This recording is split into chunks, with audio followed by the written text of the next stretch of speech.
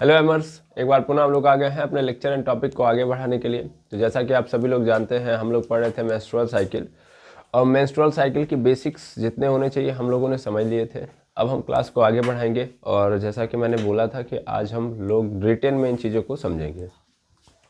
तो सबसे पहले हम जानते हैं मेंस्ट्रुअल साइकिल क्या होती है, ये सबको पता है। तो मेंस्ट्रुअल साइकिल में क्या होता है, सीधी सीधी बात है सर। मेंस्ट्रुअल साइकिल एक ऐसी साइकिल होती है या सीधा सीधा एक साइक्लिक चेंज होता है, change in female body per month, उसी को हम लोग क्या बोलते हैं, मेंस्ट्रुअल साइकिल। ठीक है ना। और इसमें होता क्या है, तो इसमें होता है ब्लीडिंग। ठीक है। ये एवरेज, मतलब मान लेता हूँ कि एवरेज कितने दिन का होता है, एवरेज 28 डेज का होता है। ठीक है ना। कभी कभी ये 32-34 डेज तक पहुँच जाता है। ओके, तो वो अलग है, बट ये याद रखिएगा कि ये एवरेज 28 डेज का होता है। अब इस मेंस्ट्रुअल साइकिल में क्या होता है, तो मेंस्ट्रुअल साइकिल को 4 पार्ट में डिवाइड किया गया है। ठीक है ना। इसको आसानी से समझने के लिए पूरे मेंस्ट्रुअल साइकिल को 4 पार्ट में डिवाइड किया गया है। ठीक है ना। menstrual cycle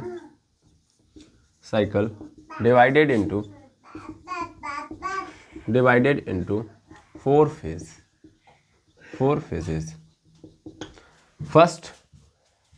फर्स्ट जो है ब्लीडिंग फेज कहते हैं इसको। पहले नंबर पे है ब्लीडिंग फेज, और सेकेंड नंबर पे है फॉलिकुलर फेज, या इसी को हम नाम देते हैं प्रोलिफेरेटिव फेज।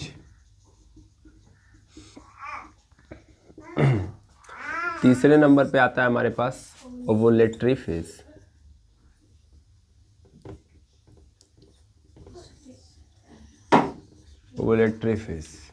और चौथे नंबर पे आता है सिक्रेटरी फेज। ब्लीडिंग फेज में क्या होता है कि मेनली आप जानते हैं, अच्छा सबसे पहले तो टाइमिंग लिख दिए। ब्लीडिंग फेज का टाइमिंग कितना होता है, तो सर ये स्टार्ट होता है और ख़त्म, या सीधा सीधा लिख दीजिए कि इसका जो टाइम पीरियड होता है, वो होता है 3 से 4 दिन का। ठीक है ना। 3 से 4 नहीं, 3 से 5 दिन। ठीक है ना। टोटल 28 डेज चलेगा, ये बात क्लियर होनी चाहिए। 28 डेज में 3 से लेके 5 दिन तक क्या चलेगा, ब्लीडिंग फेज चलेगा। ओके। अब उसके आगे देखेंगे तो इसका जो रिजल्ट होगा, रिजल्ट क्या होगा, रिजल्ट इसका ये होगा कि जो यूट्रस की जो वॉल है, यानी यूट्रस की जो लाइनिंग है, वो क्या हो जाएगी, टूट जाएगी, ब्रेक हो जाएगी। रिजल्ट में होगा क्या कि ब्रेकिंग द लाइनिंग या यूट्राइन लाइनिंग, ठीक है ना। इसका रिजल्ट ये होगा। फॉलिकुलर फेज कब से स्टार्ट होता है, तो मेनली 3 से 5 दिन तक तो यही चल जाता है। 6 डेज से स्टार्ट होता है और ये 13 to 14th डे तक चलता है। स्टार्ट यहाँ पे लिख लीजिएगा, स्टार्टिंग इसका ये है 6th डे ऑफ 28 डेज में छठे दिन से स्टार्ट होता है और एंड कब होता है, तो ये 13 से 14वें दिन पे ख़त्म होता है, डे ऑफ 28 डेज। ठीक है, ये बात ध्यान में रखेंगे। और इसके रिजल्ट में क्या होता है, इसके रिजल्ट में ये होता है कि भैया जो प्राइमरी फॉलिकल्स होते हैं वो किस में कन्वर्ट हो जाते हैं, ग्राफियन फॉलिकल में। प्राइमरी फॉलिकल डेवलप हो जाते हैं ग्राफियन फॉलिकल में। ठीक है, फॉलिकल में। इसी तरह आता है ओवुलेटरी फेज। ओवुलेटरी फेज जो होता है वो 1 दिन का मात्र होता है ना। ओवुलेटरी फेज 1 दिन का होता है और ये 14 डेज हो गया, तो आप लिख सकते हो 15th डेज ऑफ 28 डेज। ठीक है ना। इतने दिन में, मतलब इसका टाइम पीरियड 1 दिन का होता है। 15th days of 28 days. Clear है? एक दिन का होता है। और इसमें क्या होता है, इसमें जो होता है ग्राफियन फॉलिकल, इसका रिजल्ट क्या होता है, इसमें होने से क्या होता है कि जो रिजल्ट इसका देखोगे आप तो रिजल्ट ये होता है कि ग्राफियन फॉलिकल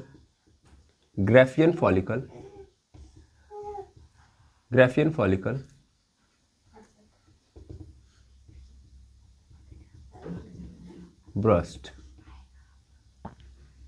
ठीक है, बस्ट, फट जाता है, ठीक है। और लास्ट में आता है हमारे पास सिक्रेटरी फेज। तो सिक्रेटरी फेज में क्या होता है, चौथा है ये सिक्रेटरी फेज। तो सिक्रेटरी फेज में क्या होता है, सीधी बात है सर, सिक्रेटरी फेज में ये होता है कि जो ये निकला है ग्राफियन फॉलिकल वो कहाँ चला जाएगा, तो वो चला जाएगा एक्चुअल में एम्पुला में, ठीक है ना।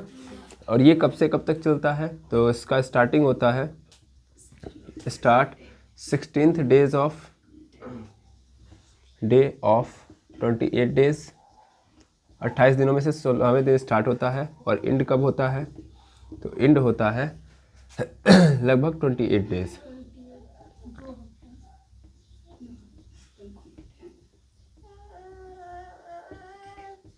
ठीक है। इसके रिजल्ट में क्या होता है भैया, तो यहाँ पे अगेन रिजल्ट वही मिलेगा आपको।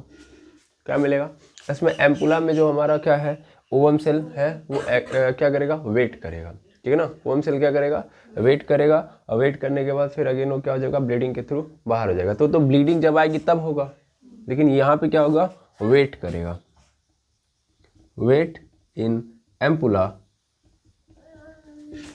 For fertilisation. नीचे दिखाई दे रहा है,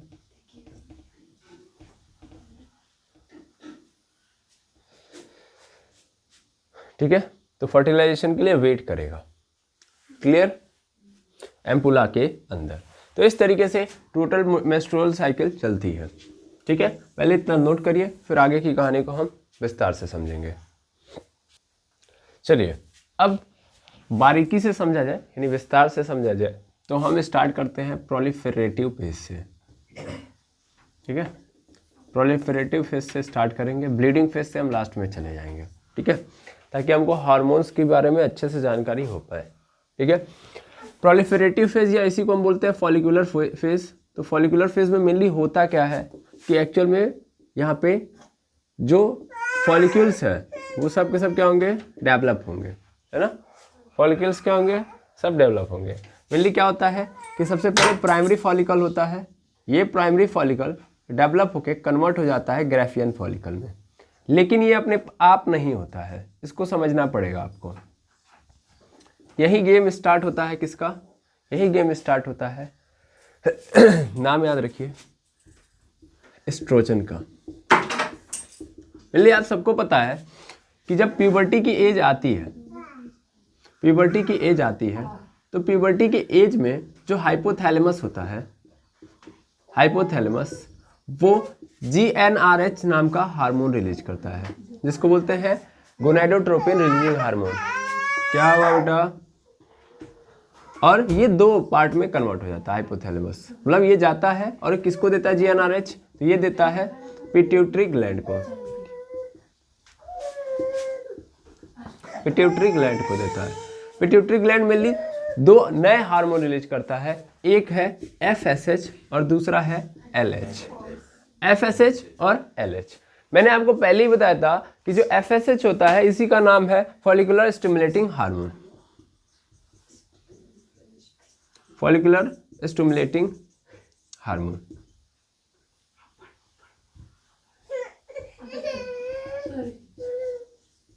स्टिमुलेटिंग हार्मोन ये क्या बनाता है, एस्ट्रोजन, ये बनाता है एस्ट्रोजन, एस्ट्रोजन। और LH क्या बनाता है, तो LH एक्चुअल में क्या बनाता है, LH को बोलते हैं हम लोग ल्यूटिनाइजिंग हार्मोन, हार्मोन्स, ठीक है। और ल्यूटिनाइजिंग हार्मोन एक्चुअल में क्या रिलीज करता है, प्रोजेस्टेरॉन।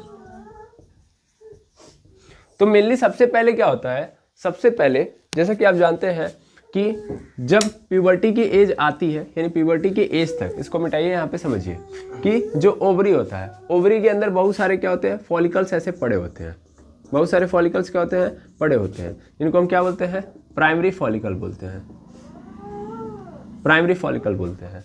ये primary follicle at the puberty as ऐसे ही पड़े रहेंगे जब तक प्यूबर्टी की एज ना आ जाए। जब प्यूबर्टी की एज आएगी तब क्या होगा, ये जो एस्ट्रोजन है, ये एस्ट्रोजन इन प्राइमरी फॉलिकल्स के पास जाएगा, ठीक है, और प्राइमरी फॉलिकल्स को ये क्या करना स्टार्ट कर देगा, डेवलप, ठीक है ना, क्योंकि इसका काम ही यही है, फॉलिकल्स को डेवलप कराना, है ना। तो फॉलिकल्स स्टिमुलेटिंग हार्मोन इसको इसीलिए बोला जाता है क्योंकि ये क्या कराएगा, एक्चुअल में प्राइमरी फॉलिकल को ग्रो कराएगा। अब होगा क्या, ध्यान देंगे, मेनली यहाँ से होता क्या है कि ये एस्ट्रोजन इधर से जाएगा और फॉलिकल्स को डेवलप कराएगा, तो प्राइमरी फॉलिकल से सेकेंडरी फॉलिकल्स में चले जाएंगे, सेकेंडरी फॉलिकल से टर्सरी फॉलिकल में चले जाएंगे। अब धीरे धीरे क्या हो रहा है, धीरे धीरे डेवलप हो रहे हैं, और टर्सरी फॉलिकल से ये चले जाएंगे ग्राफियन फॉलिकल में। हुआ, ये डेवलपमेंट चल रहा है, और ये डेवलपमेंट लगभग कितने दिनों तक चलता है, ये चलता है 6 से 14 दिनों तक, ठीक है ना। तो 6 से 14 दिनों तक चलता है, यानी मैं मान लेता हूँ 6th डे पे ये कहानी थी, तो 14th डेज तक ये हो जाएगा कंप्लीट, ठीक है ना। और मेनली क्या होता है कि ये धीरे धीरे काम करता है, धीरे धीरे मतलब समझ पा रहे हैं, धीरे धीरे मतलब धीरे धीरे कर रहा हूँ, मतलब यहाँ पे एक लोगों के साथ काम होता है, ऐसा नहीं कि सभी के सभी एक साथ काम कर रहे हैं, जितने भी प्राइमरी फॉलिकल है वो सब के सब कर रहे हैं, नहीं, एक काम कर रहा होता है। जैसे आप जानते हो कि एक ओवरी होती है, या मेनली जो फॉलिकल्स होते हैं, ये फॉलिकल्स टोटल कितने होते हैं, शुरुआती दौर में जब पहली बार हुआ था माइटोसिस, तो उस दौरान आपको पता होगा कि मिलियंस में होते हैं, लेकिन बर्थ के एज तक कितने हो जाते हैं, बर्थ के एज तक ये 60 से 80 हज़ार में कन्वर्ट हो जाते हैं, ठीक है।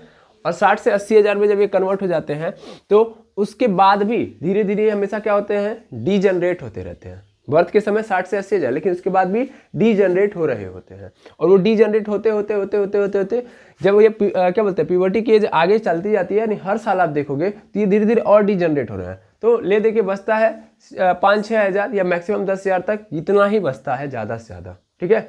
और वो भी ऐसा नहीं कि रुका रहेगा, फॉलिकल्स बहुत जल्दी खराब हो जाते हैं, सोच पा रहे हैं, ऐसे समझ लीजिए। तो इसमें क्या होता है कि ओवरी दिमाग लगाती है, ओवरी देखती है कि अगर हम एक साथ सबको क्या कर देंगे, डेवलप कर देंगे, तो फिर ये रहेगा तो फिर जल्दी जल्दी खराब हो जाएगा और हार्मोनल डिसबैलेंस आ जाएगा। तो जो ओवरी होती है एक साथ मैक्सिमम 4 या 5 को क्या करती है, डेवलप कराती है, या एक एक करके कराने का मतलब 4 से 5 कराएगी तो उसमें से 1-8 ठो सही निकलेंगे, बाकी हो सकता है कि कुछ खराब हो जाए, ठीक है। तो 1 ठो निकलेंगे सही, और हर ओवरी एक बार में 1 निकालेगी, 1 एक्सेल वहां से बनेंगे। 2 ओवरी होती है, तो हमेशा जो मेंस्ट्रुअल साइकिल होती है, जैसे मेंस्ट्रुअल साइकिल की बात जानते हैं आप कि 28 दिन की चलती है ना, 28 दिन की चलती है, और इस 28 दिन में एक बार में, मतलब 28 दिन, पहली बार मान लेते हैं कि 28 दिन में लेफ्ट ओवरी ने दिया था, पहले 28 दिनों में किसने, लेफ्ट ओवरी ने पार्टिसिपेट किया, तो अगले 28 दिन राइट ओवरी पार्टिसिपेट करेगी। कहानी ऐसे चलती है, ठीक है ना। फर्स्ट हाफ में पहले बार में अगर लेफ्ट है तो दूसरे वाले में राइट ओवरी एक्सेल बनाएगी, ठीक है ना। ऐसा नहीं होगा कि दोनों एक साथ बनाएंगी, एक इधर से भी रिलीज हो और एक इधर से, लेफ्ट और राइट दोनों करें, ठीक है। अब ध्यान से समझेंगे तो कहानी ये है कि प्राइमरी फॉलिकल सेकेंडरी में गए, सेकेंडरी से टर्सरी, टर्सरी से ग्राफियन फॉलिकल में चले गए। अब होगा क्या कि जब ये ग्राफियन फॉलिकल तक आ जाएंगे तो एस्ट्रोजन की मात्रा ऑलरेडी बढ़ चुकी होगी। अब आप कहोगे ऐसे कैसे सर, देखो मेनली क्या होता है कि प्राइमरी फॉलिकल प्राइमरी से सेकेंडरी में जब जाते हैं तो धीरे धीरे आप जानते हैं प्राइमरी फॉलिकल में भी क्या होता है कि ये ऐसे कुछ होता है, क्या होता है, प्राइमरी ऊसाइट होता है, और इस प्राइमरी ऊसाइट के चारों ओर कौन से सेल आ जाते हैं, ग्रैनुलोसा सेल, शुरुआती दौर में होते हैं। लेकिन कब होते हैं, जब ये माइटोसिस करता है, जब मियोसिस स्टार्ट करता है तो प्राइमरी फॉलिकल जो होता है तब बन जाता है, या ऐसे समझ लो कि बर्थ आते आते इसके चारों ओर जो ग्रैनुलोसा सेल की है वो लेयर कई ठी बन जाती है, कई लेयर्स बन जाती हैं, मल्टी लेयर्स हो जाती है ग्रैनुलोसा सेल की। इसमें पूरा खेल ग्रैनुलोसा सेल खेलेगा, ध्यान देंगे, चारों ओर थीका की एक लेयर आ जाएगी। ये होता है प्राइमरी ऊसाइट, और इसी को हम क्या बोलते हैं, प्राइमरी फॉलिकल। फिर यहीं से क्या होगा, सेकेंडरी फॉलिकल। और अगर आपको याद हो तो आप जानते हो कि यहाँ पे जो प्राइमरी से सेकेंडरी जाओगे, सेकेंडरी से फिर टर्सरी जाओगे, तो मेनली क्या बढ़ रहा है, ग्रैनुलोसा सेल बढ़ रहा है, और ग्राफियन फॉलिकल में सबसे ज़्यादा ग्रैनुलोसा सेल होता है, ठीक है। ये क्या है, ग्रैनुलोसा सेल। तो एक चीज़ मैं आपको समझाना चाहता हूँ, एक्चुअल में जो ग्रैनुलोसा सेल है ना, ये ग्रैनुलोसा सेल खुद एस्ट्रोजन बना सकते हैं। खुद क्या बना सकते हैं, एस्ट्रोजन बना सकते हैं। ग्रैनुलोसा सेल क्या क्या सीक्रेट कर सकते हैं, एस्ट्रोजन। अब सपोज कर लो प्राइमरी फॉलिकल में इनकी नंबर्स क्या थे, कम थे, तो उस कंडीशन में इतना एस्ट्रोजन ये नहीं बना सकते थे कि आगे ये क्या कर पाए, आगे ये अपने आप को ग्रो करा पाए। तो इसके लिए उन्होंने किसकी हेल्प ली थी, इसके लिए आया था हाइपोथैलेमस। हाइपोथैलेमस कहाँ है, सेरिब्रम में है। सीधा सीधा ऐसे देखिएगा, ये कहाँ है, सेरिब्रम में है। और सेरिब्रम एक्चुअल में क्या है, ब्रेन है। और ब्रेन तब एक्टिव होता है जब कौन सी एज आती है, प्यूबर्टी की एज। ये ब्रेन देखता है कि इसके पास अभी इतने ज़्यादा नहीं है कि ये क्या कर पाए, बहुत ज़्यादा डेवलप करा पाए अपने आप को। तो इसके लिए ब्रेन क्या करता है, हाइपोथैलेमस से बोलता है कि बेटा तुम क्या सीक्रेट करो, जीएनआरएच फिर आता है पिट्यूटरी ग्लैंड के पास, वहां से एफएसएच आता है और एफएसएच से एस्ट्रोजन भेजा जाता है। इसको पहले समझिए क्यों भेजा गया, क्योंकि इसके पास इतने ग्रैनुलोसा सेल नहीं है कि ये क्या कर पाए, अपने आप को डेवलप करा पाए। लेकिन इस बात को भी आप नोट करके रखिए कि एक्चुअल में जो एग सेल है उनके पास ये फैसिलिटी दी गई है कि बेटा तुमको कहीं और से हार्मोन लेने की जरूरत नहीं है, तुम खुद बना सकते हो। देखिए ग्रैनुलोसा सेल एस्ट्रोजन बना रहा है, नहीं बना रहा है, लेकिन बहुत कम बना रहा है, इसलिए ना ब्रेन को आना पड़ा। इस चीज को थोड़ा सा पकड़िए, एग सेल के पास ये पावर है कि वो क्या कर सकता है, खुद से बना सकता है, लेकिन ये तब बना सकता है जब वो क्या होगा, ग्रो करेगा। जब छोटा रहेगा तब नहीं। समझ में आ रहा है, यही कहानी को समझना है कि यानी इनके पास पावर है, लेकिन वो पावर शुरुआती दौर में नहीं होती है, इसलिए ब्रेन हेल्प करता है इनकी। अब ब्रेन ने हेल्प किया, प्राइमरी से सेकेंडरी में चले गए, सेकेंडरी से टर्सरी, टर्सरी से ग्राफियन फॉलिकल। तो क्या हो रहा है, ध्यान से देखिएगा, ये एस्ट्रोजन दे ही रहा है ना, ये एस्ट्रोजन दे के करा रहा है। तो पहले कम थे, अब धीरे धीरे बढ़ने लगे ग्रैनुलोसा सेल, तो ये अंदर से भी सीक्रेशन बढ़ने लगेगा, नहीं बढ़ने लगेगा, तो एस्ट्रोजन की मात्रा क्या होने लगेगी, बढ़ने लगेगी। और एक वक्त के बाद ब्रेन देखेगा कि यार फॉलिकल्स, या सीधा सीधा ऐसे समझो कि ये जो फॉलिकल्स हैं इनके पास ग्रैनुलोसा सेल की मात्रा इतनी आ चुकी है कि अभी खुद डेवलप हो सकते हैं। तो उसके बाद इस एस्ट्रोजन को मना किया जाएगा, नहीं मना किया जाएगा, मना किया जाएगा। तो उस कंडीशन में इस एस्ट्रोजन को क्या कर दिया जाएगा, मना कर दिया जाएगा कि बेटा तुम जाओ, अब तुम्हारा काम खत्म है। तो अब ये एस्ट्रोजन जब जाएगा, तो ये एस्ट्रोजन जाएगा और फिर सबसे पहले क्या कर देगा, एफएसएच को मना कर देगा। इसको बोलते हैं निगेटिव ऑर्डर या निगेटिव मैकेनिज्म। अब निगेटिव मैकेनिज्म दे देगा क्योंकि ये यहाँ से भेज दिया जाएगा बेटा कि तुम जाओ, अब तुम्हारा काम यहाँ से खत्म है। अब इसका काम खत्म, दैट मीन्स ये खत्म कहानी। तो अब आगे इसे छोड़ दूंगा, नहीं, अभी तो फॉलिकल्स डेवलप हुए हैं। आगे की कहानी में हमको इस सेकेंडरी oocytes को निकाल के लेके जाना है बाहर, और सेकेंडरी oocyte तभी बाहर जा सकता है जब प्रोजेस्टेरॉन आएगा। समझ पा रहे हैं। अब प्रॉब्लम ये है कि इसके पास प्रोजेस्टेरॉन नहीं है, प्रोजेस्टेरॉन है लेकिन इतना नहीं है कि ये, अगेन वही कहानी आ गई, यहाँ से प्राइमरी फॉलिकल जब इसको डेवलप कराना था तो एस्ट्रोजन की जरूरत थी, था एस्ट्रोजन लेकिन उतना नहीं था। तो ऐसे ही यहाँ पे इस ग्राफियन फॉलिकल को बस्ट होना है, बस्ट होकर सेकेंडरी oocyte को बाहर करना है, तो उस दौरान इसको प्रोजेस्टेरॉन की जरूरत है और ज्यादा मात्रा में प्रोजेस्टेरॉन की जरूरत है। अब उस कंडीशन में ग्राफियन फॉलिकल के पास इतने प्रोजेस्टेरॉन नहीं है कि क्या करे, इसको बस्ट करा पाए। तो ये एस्ट्रोजन जाते जाते देखता है कि यहाँ पे एक प्रॉब्लम खड़ी हो गई है, मेरा काम तो खत्म है क्योंकि अंदर ऑलरेडी एस्ट्रोजन बन रहा है। अब दिक्कत नहीं है, अब दिक्कत क्या है कि प्रोजेस्टेरॉन आएगा तब आगे की कहानी बढ़ेगी। तो ये इसको निगेटिव मैकेनिज्म देता है, लेकिन इसके साथ साथ चला जाता है, इसको पॉजिटिव मैकेनिज्म दे देता है, यानी इसको एक्टिव करा देता है। और इसको क्या करा देगा, ये एक्टिवेट कराने से ल्यूटिनाइजिंग हार्मोन क्या दे देगा इसको, प्रोजेस्टेरॉन। और प्रोजेस्टेरॉन देने के बाद ये ग्राफियन फॉलिकल बर्स्ट हो जाएगा। समझ पा रहा है, क्या यहाँ तक कहानी समझ में आई?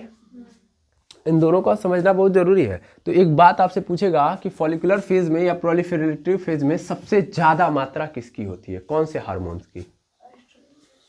एक्चुअल में होती है किसकी, एस्ट्रोजन की। इसमें सबसे ज्यादा जरूरत किसकी होती है, एस्ट्रोजन की। एस्ट्रोजन ज्यादा इंक्रीज होता है ना, एस्ट्रोजन क्या होता है, इंक्रीज होता है। ठीक, तो जाके क्या होता है, क्या बोलते हैं इसको, प्रोलिफेरेटिव फेज कंप्लीट होता है।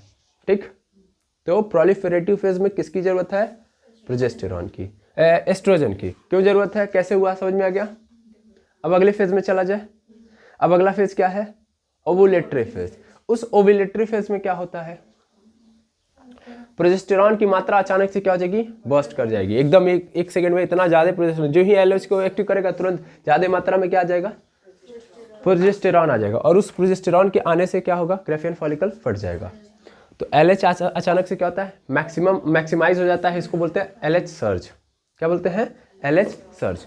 चलिए अब नेक्स्ट वाले पे चलते हैं, इतना आपने नोट कर लिया होगा, आई होप। ठीक है, अब एक चीज़ और लिख लीजिएगा प्रोलिफरेटिव में, क्योंकि आप कहेंगे कि सर वो तो लिखवाया ही नहीं आपने, क्योंकि वो बता दिया है तो फिर मुझे लगता है छोड़ ना दूँ, तो सोचा वो भी लिखवा, उसके नीचे जस्ट नोट कर लीजिएगा कि प्रोलिफरेटिव फेज में ये तो समझ में आ गया कि एस्ट्रोजन की मात्रा क्या होगी, एस्ट्रोजन बढ़ा होगा, ठीक है ना। अब ये एस्ट्रोजन बढ़ा हुआ एस्ट्रोजन क्या करेगा बता सकते हैं? सीधी बात है सर, बढ़ा हुआ एस्ट्रोजन एक्चुअल में क्या कर रहा होगा सर, दो काम कर रहा होगा। पहला काम देखिए, सबसे पहले जैसे कि मैंने बताया है यूट्रस की लाइनिंग को क्या कर रहा होगा, प्रिपेयर कर रहा होगा, यूट्रस की लाइनिंग को प्रिपेयर कर रहा होगा, प्रिपेयर कर रहा होगा, ठीक है। दूसरा काम सेकेंडरी सेक्स ऑर्गन को, ऑर्गन लाइक मेमरी ग्लैंड को भी क्या कर रहा होगा, डेवलप करा रहा होगा,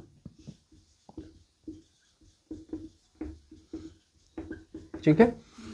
अब ध्यान दीजिएगा, ये थोड़ा सा एक क्वेश्चन बन जाता है कि यूट्रस की लाइनिंग को प्रिपेयर करना, इसको क्या बोलते हैं? इसको बोलते हैं हाइपरफेजिया। क्या बोलते हैं? हाइपरफेजिया। इसमें होता क्या है, इसमें ये होता है कि जो नंबर मतलब यूट्रस की वॉल पे, एंडोमेट्रियम वॉल पे जो क्या बोलते हैं, जो यूट्रस के सेल है, मतलब यूट्रस की वॉल पे जो नंबर ऑफ सेल है, उनके सेल के नंबर में इंक्रीजमेंट लेके आता है। सीधी सीधी बात, यूट्रस की वॉल पे जो सेल लगे हैं उनकी संख्या बढ़ा देता है, ठीक है। एस्ट्रोजन बढ़ने से क्या होगा कि एक्चुअल में जो सेल के नंबर हैं, किसके, कौन से सेल के नंबर, यूट्रस की वॉल पे, यानी एंडोमेट्रियम वॉल के जो नंबर है सेल के, उनको इंक्रीज करता है। Number of cell increased at uterus wall. यही होता है कि यूट्रस की लाइनिंग को प्रिपेयर करना, ठीक है ना। ये क्यों ऐसा किया आगे आपको समझ में आएगा, ब्लीडिंग फेज में ही आपको क्लियर हो जाएगा। तो इस तरीके से प्रोलिफरेटिव फेज चला। अब प्रोलिफरेटिव फेज के बाद जैसा मैंने बताया था कि क्या आ जाएगा भैया, ओवुलेटरी फेज। ये फर्स्ट फेज था, नहीं ये सेकेंड फेज है ना। थर्ड फेज है यहाँ पे हमारे पास, वो है ओवुलेटरी फेज। अब ओवुलेटरी फेज में होता क्या भाई, जैसे कि हम सब लोग जानते हैं, इसी को ओवुलेशन बोलते हैं। क्या बोलते हैं? ओवुलेशन। भूलेंगे नहीं, ओवुलेशन। इस ओवुलेशन में क्या होता है, ओवुलेशन में ये होता है भाई कि ये जो ग्राफियन फॉलिकल था, सपोज कर लो यहाँ पे क्या है, इसको भी समझ लेना। यहाँ पे है सेकेंडरी oocyte, ठीक है, सेकेंडरी oocyte। इसके चारों ओर क्या है, नॉन सेल्युलर लेयर है, जिसको क्या बोलते हैं, जोना पेलुसिडा। और उसके साथ साथ क्या है, उसके चारों ओर कोरोना रेडिएटा है, ठीक है, इसको क्या बोलते हैं, कोरोना रेडिएटा। उसके बाद फिर क्या है, बहुत सारी मतलब वो लगी हुई हैं, और साइड में क्या है, ग्रैनुलोसा सेल। अच्छा, कई लोगों को ये समझ में नहीं आ रहा होगा कि ग्रैनुलोसा सेल, मैंने बोला था ग्राफियन फॉलिकल में ज़्यादा होता है, और इसमें तो क्या है, बहुत ज़्यादा जगह क्या है, खाली है। एक्चुअल में आप जो देख रहे हो ना, जितने भी सेल है वो सब ग्रैनुलोसा सेल ही है, ठीक है ना। और ये जो आप देख पा रहे हो, पहले तो ये समझो साइज ज़्यादा हो गई है ना, बड़ी।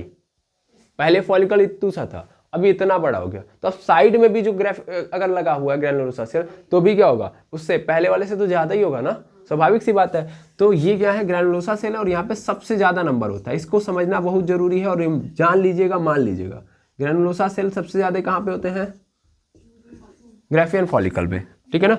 बाकी ये क्या है, एंट्रम है, और वहाँ पे लिक्विड फॉलिकल पाए जाएंगे, और दो वॉल लगी होती हैं, एक होता है theca interna, theca externa, theca externa and theca interna, ठीक है ना। अब इतना लिख रहा हूँ, एक और लिख देता हूँ भाई। यहाँ से ये ग्रैनुलोसा सेल को कनेक्ट करके रखती है, ग्रैनुलोसा सेल से इस पूरे सेकेंडरी oocyte को कनेक्ट करके रखती है, उसको क्या बोलते हैं, क्यूमुलस ओफेरिका, ठीक है। यही क्या हो जाता है, बस्ट हो जाता है। अब ये जो बस्ट होता है, तो इसका कारण क्या है, ये बस्ट हो जाएगा, या रप्चराइज हो जाएगा, सीधा सीधा समझो, रप्चराइज हो जाएगा। तो इसका कारण क्या होगा, तो इसका कारण हो जाएगा अचानक से LH एक्टिव हो गया है। अचानक से क्या हो गया है, LH एक्टिव हो गया है। तो ये पूरा का पूरा जो लेयर है ऐसे फट जाएगा, समझ पा रहे हैं, ये पूरा का पूरा लेयर यहाँ से फट जाएगा, ये थीका एक्सटर्ना, बाकी आप समझ पा रहे होंगे। और यहाँ से निकल के आ जाएगा ये सेकेंडरी oocyte, दिख रहा है। फिर ये क्या है, जोना पैलोसिडा, पैलोसिडा, और इसके चारों ओर क्या होगा, कोरोना रेडिएटा, ठीक है ना, कोरोना रेडिएटा, ये बाहर आ जाएगा, ठीक है, कोरोना रेडिएटा। इतने पे आप समझिए। एक काम करते हैं, इसको मिटा देते हैं, इससे कोई मतलब नहीं है फिलहाल में, तो इधर लेके आते हैं, उसको सही तरीके से करते हैं, नहीं तो बेचारा ये वाला फेज हमको समझ में ही नहीं आएगा, तो फिर हम क्या समझेंगे। देखिएगा तो क्या होगा, यहाँ पे इसको यहाँ से मिटा दो, इसको मिटा दो, यहाँ पे आओ, बस्ट हो जाता है, तो बस्ट यहाँ पे लिखो कि भाई बस्ट होगा। बस्ट होने के बाद क्या हो जाएगा, ये सभी के सभी ऐसे ही रहेंगे, ठीक है ना, बाकी चीज़ें, और यहाँ से निकल जाएगा ऐसे, ये सेकेंडरी ऊसाइट, ऊसाइट, यहाँ पे जोना पैलुसिडा, जोना पैलुसिडा, और इसके चारों ओर क्या लगा है, कोरोना रेडिएटा, ठीक है, ये बाहर आ जाएगा, ठीक है, ये बाहर आ गया। और ये क्या बना है बता सकते हैं, कल ही बताया गया था, ये क्या है, कॉर्पस होमोरेजिका, तो इसको बोलते हैं कार्पस होमोरेजिका, कार्पस होमोरेजिका,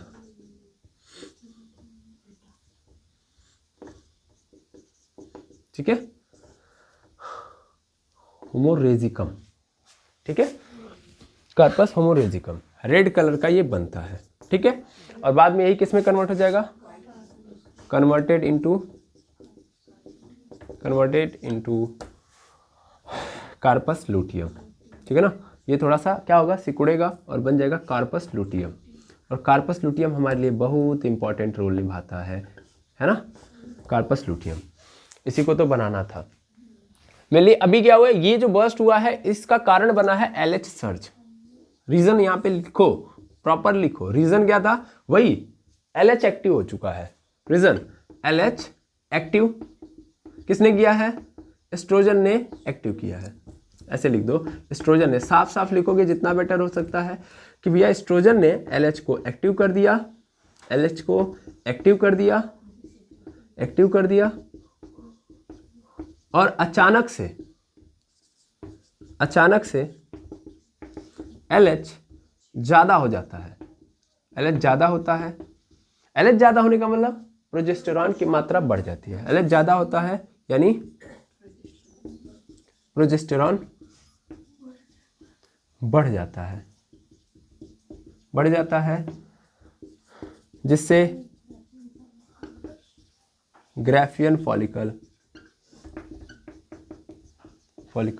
बस्ट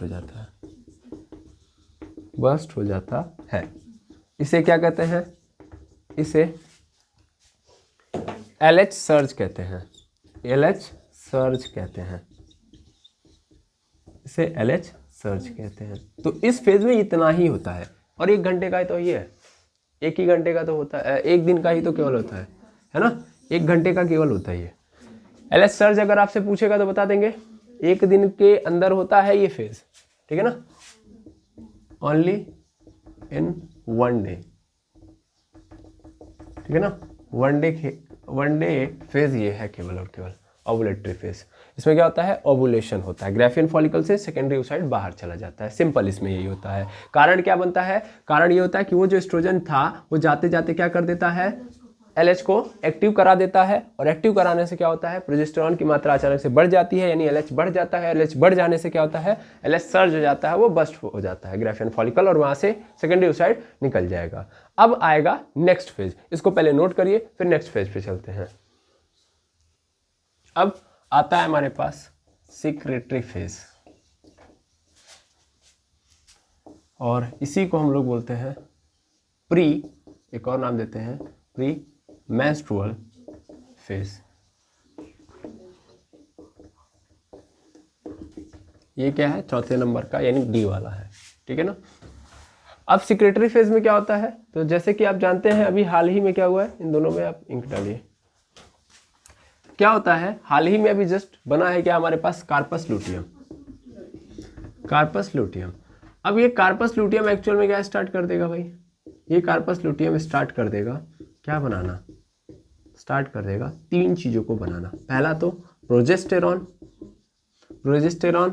फिर एस्ट्रोजन, और फिर इनहिबिन ए, ठीक है ना, इनहिबिन ए, ठीक है। आप इनहिबिन ए को अभी मत लेके आइए, बस नाम याद रखिए, क्योंकि आपको कहानी में उसका भी रोल हम बाद में समझाएंगे। अभी फिलहाल में ये दोनों मेन है तो दोनों को ही रखते हैं। कंफ्यूजन ना लेते हुए हम सीधा वही चीज़ें पढ़ेंगे जो हमको ज़्यादा क्रिस्टल क्लियर बना रही है।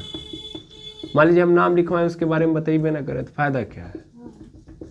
तो एस्ट्रोजन क्यों नहीं बता रहे हैं, क्योंकि अभी उनका रोल है नहीं। उनका रोल अगर हम यहाँ पे लगाने लगेंगे या ऐड कर देंगे तो फिर चीज़ें आपके लिए थोड़ी सी धुंधली नजर आएंगी। उसको थोड़ा सा आगे जाके पढ़ा जाए तो ज़्यादा बेटर है।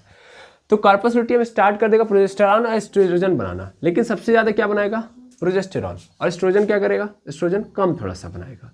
मिली कार्पस लुटियम आप जानते हो किस तरीके की बॉडी है, येलो है ना, और यही कारण बनती है इस सिक्रेटरी फेज का। अब हुआ क्या, थोड़ा सा पीछे जाइए थोड़ा सा और पीछे। ये कार्पस लुटियम भी बना कैसे, कार्पस लुटियम एक्चुअल में बना तो इसका भी रीजन था कि LH सर्ज हुआ, है ना, LH सर्ज ही रीजन बना किसका, कार्पस लुटियम का, Cl का, और LH सर्ज ही रीजन बना किसका, ओवुलेशन का, है ना, ओवुलेशन। कभी भी आपसे पूछे ओवुलेशन के बाद जो आपने देखा अभी, अच्छा अभी आपने क्या देखा था, ओवुलेशन से क्या हुआ था, ग्राफियन फॉलिकल बस्ट हुआ था, बस्ट होने के बाद क्या आया था, सेकेंडरी oocyte, इसके चारों ओर जोनोला पेल्विसिडा, फिर क्या था, कोरोना रेडिएटा आया था ना। इसी को हम क्या बोलते हैं, ओवम बोलते हैं। क्या बोलते हैं, ओवम, या इसी को आप एग सेल के भी नाम से भी जानते हो, ठीक है ना, यही क्या है, एग सेल। क्लियर है। अब समझिएगा ध्यान से, चूंकि हम लोगों ने LH से ही इसलिए मांगा था प्रोजेस्टेरॉन क्योंकि हमारे पास प्रोजेस्टेरॉन नहीं था। ओके, हमारे पास प्रोजेस्टेरॉन नहीं था, इसलिए हमने मांगा था, क्योंकि हमको क्या करना था, ओवुलेशन कराना था। तो ओवुलेशन के लिए हमने LH को एक्टिव कराया था। अब गया है कि मेरे पास, ध्यान से देखिएगा, ओवुलेशन हो गया। अच्छा ओवुलेशन कितने देर में होता है, मिली 24 to 36 लगते हैं टाइम, 24 to 36 आवर। जैसे कि मैंने बोला था एक दिन में हो जाता है, तो इसीलिए मैंने थोड़ा सा अप्रॉक्स में डाल दिया, रीजन बिहाइंड इट। कहीं कहीं आपको ये भी नजर आ जाएगा तो आप कहेंगे नहीं सर आपने एक ही दिन बोला था, ये तो ज़्यादा हो रहा है, गलत है। नहीं, वेरी करते रहता है, 24 to 36 आवर्स लगते हैं LH सर्ज के लिए। LH सर्ज मतलब ओवुलेशन होगा और कार्पस लुटियम बनेगा, ठीक है। अब ये तब तक ही जरूरी है, प्रोजेस्टेरॉन की जरूरत थी। ये कौन सी प्रोजेस्टेरॉन, जो ब्रेन वाला है, ठीक है ना, ब्रेन वाले के कारण क्या हुआ है, ये LH सर्ज हुआ है। तो हमें तब तक जरूरत थी जब तक कार्पस लुटियम नहीं बना, क्योंकि कार्पस लुटियम बन जाएगा तो प्रोजेस्टेरॉन ये खुद बना लेगा। एक्सेल के पास प्रॉपर्टी है, एस्ट्रोजन भी खुद बना लेगा, है ना, ग्रेनुलोसा सेल बढ़ने लगे तो खुद बनाने लगा, और कार्पस लुटियम भी अब देखो प्रोजेस्टेरॉन भी बनाने लगा। तो अब हमको उसकी जरूरत है, वो जो प्रोजेस्टेरॉन आया था उसकी जरूरत है नहीं। तो वो अगेन क्या होगा, अगेन ध्यान से समझिएगा, यहाँ पे ही लिख लीजिएगा नोट करके कि भैया ये जो प्रोजेस्टेरॉन है ये जाएगा और क्या करेगा, ये LH को निगेटिव फीडबैक दे देगा। किसको क्या दे देगा, निगेटिव फीडबैक दे देगा, या निगेटिव मैकेनिज्म शो करेगा किसको, LH को, ठीक है ना। और LH क्या कर देगा, ये प्रोजेस्टेरॉन बनाना बंद कर देगा। अब जब प्रोजेस्टेरॉन बनाना बंद कर दिया तो कारण समझ में आया ना क्यों ऐसा हुआ, क्योंकि कार्पस लुटियम खुद बना रहा है। अब ये कार्पस लुटियम क्या करेगा, प्रोजेस्टेरॉन बनाएगा। अब ये प्रोजेस्टेरॉन में होता क्या है, ध्यान दीजिएगा, ये प्रोजेस्टेरॉन ही पूरे सिक्रेटरी फेज को कराता है, ठीक है। सिक्रेटरी फेज को कौन कराएगा, प्रोजेस्टेरॉन। ये प्रोजेस्टेरॉन इस पूरे सिक्रेटरी फेज में कर क्या रहा होगा, सिक्रेटरी फेज में हो क्या रहा होगा मेनली, तो वो जो ओवरी के अंदर, ये था ओवरी था, और ओवरी के अंदर ही क्या था आपका, सेकेंडरी oocyte था, ठीक है ना। ये जिसको हम क्या बोलते हैं, एग सेल। क्या बोल रहे हैं, एग सेल। ये एग सेल कहाँ चला जाएगा भाई, ये एग सेल चला जाएगा यूट्रस के अंदर। नहीं सर, यूट्रस के अंदर तो अभी ये जा ही नहीं सकता ना, अभी ये कहाँ जाएगा, एम्पुला में। इसमें आप जानते हैं ऐसे कुछ करके होता है, इस वाले स्ट्रक्चर को क्या बोलते हैं, इनफंडिबुलम बोलते हैं, है ना, इसको इनफंडिबुलम बोलते हैं। यहाँ पे क्या है, एम्पुला है, और यहाँ पे क्या है, स्थमस है, ठीक है ना, स्थमस। क्लियर है। ये कहाँ से, यहाँ से चला जाएगा। अच्छा यहाँ पे फिम्ब्रे होता है, ये भी याद होगा, ये चला जाएगा यहाँ पे एम्पुला में, ठीक है ना, ये एम्पुला में चला जाएगा, और एम्पुला में चुपचाप रुका रहेगा और वेट करेगा किसका, स्पर्म सेल का। और उधर क्या हो रहा है, इधर ये जो प्रोजेस्टेरॉन है, ये प्रोजेस्टेरॉन, ये जो यूट्रस की वॉल है, यूट्रस के अंदर 3 प्रकार से होती है, मतलब 3 लेयर होती है। इसको क्या बोल दोगे, इसको क्या बोलते हैं, पेरीमेट्रियम बोलते हैं, इसको मायोमेट्रियम बोलते हैं, इसको एंडोमेट्रियम बोलते हैं। इसमें मेन खेल किसका होता है, एंडोमेट्रियम का। तो इस सिक्रेटरी फेज में एक्चुअल में यूट्रस की वॉल को अब क्या किया जाता है, और प्रिपेयर किया जाता है, ठीक है ना। लेकिन यहाँ पे प्रिपरेशन कैसा होता है कि मान लो यहाँ पे 4-5 सेल बने हैं, किसने बनाए थे, एस्ट्रोजन ने बनाए थे। तो एस्ट्रोजन ने क्या किया था, लाइनिंग बना दी थी। अब इस लाइनिंग को और क्या करना होता है, थिक करना होता है। तो थिकनेस प्रोवाइड कराता है कौन, प्रोजेस्टेरॉन। ये प्रोजेस्टेरॉन एक्चुअल में क्या करता है, ध्यान देना, ये प्रोजेस्टेरॉन ये जो छोटे छोटे सेल हैं इनको बड़ा बना देता है। समझ पा रहे हैं, कितने हैं टोटल, सही सीक्वेंस में लिखता हूं मैं कि 1 2 3 4 है। तो ये 1 2 3 4 किस में कन्वर्ट हो जाएंगे, बड़े सेल में, ग्रो करा देगा। क्या करा देगा, ग्रो कराएगा। सेक्रेटरी फेज में यही होता है, ग्रो करा देगा, ठीक है। यानी ये एक्चुअल में यहाँ की जो सेल है, इन सेल का इंक्रीजमेंट नहीं कराएगा, नंबर में इंक्रीजमेंट नहीं कराएगा, सेल को ग्रो कराएगा कौन, प्रोजेस्टेरॉन। और इस प्रोसेस को हम लोग बोलते हैं हाइपरट्रॉफी। क्या बोलते हैं, हाइपरट्रॉफी, ठीक है ना। इस पूरे प्रोसेस को हम क्या बोलेंगे कि यहाँ से भैया यहाँ पे पहुँच गया, तो इसको हम क्या बोलते हैं, हाइपरट्रॉफी, ठीक है। हाइपरट्रॉफी से क्या हो रहा है भाई, हाइपरट्रॉफी में ये हो रहा है सर कि यहाँ पे जो वॉल है वो क्या हो रही है, मोटी हो रही है। क्या हो रही है, मोटी हो रही है, ठीक है। और लगभग ये 2 सप्ताह तक चलता है। कितने सप्ताह तक, 2 सप्ताह तक। ये बेचारी वेट कर रही है एम्पुला के अंदर, ठीक है ना, और वेट कर रही है। और इधर क्या किया जा रहा है, यूट्रस की वॉल को बनाया जा रहा है, ठीक है। अब यूट्रस की वॉल भी बन के तैयार है, जितना होना चाहिए एक समय तक तो ही ग्रो होगी। अब ये ग्रो होने में जितना समय लग जाए, लग गया, जितना समय हो गया। अब सेक्रेटरी फेज यहाँ पे क्या होने जा रहा है, खत्म। ये कितने से कितने दिन तक चला है भैया, ये चला है 15 से लेके 28 डेज तक, है ना। मतलब 15 कह रहा हूँ, 16 से, क्योंकि 15वें दिन तक तो क्या चला है, ओवुलेशन चला है 15वें दिन। तो 16 से 28 दिन तक ये सेक्रेटरी फेज में रहेगी। अब सेक्रेटरी फेज होने के बाद क्या होगा कि मेनली जब देख रही है कि अब ये क्या हो रहा है, स्पर्म सेल नहीं आ रहा है, यानी फर्टिलाइज नहीं हो रही है, तब उस केस में क्या होगा कि ये जो सेल है, ये जो वॉल है वो क्या हो जाएगी, रप्चराइज हो जाएगी। रप्चराइज होने का मतलब यहाँ से ब्रेक हो जाएगी। क्या हो जाएगी, ब्रेक। ब्रेक होने के बाद क्या स्टार्ट हो जाएगी, ब्लीडिंग। ब्रेक होने के बाद क्या हो जाएगी, ब्लीडिंग स्टार्ट हो जाएगी। आया समझ में।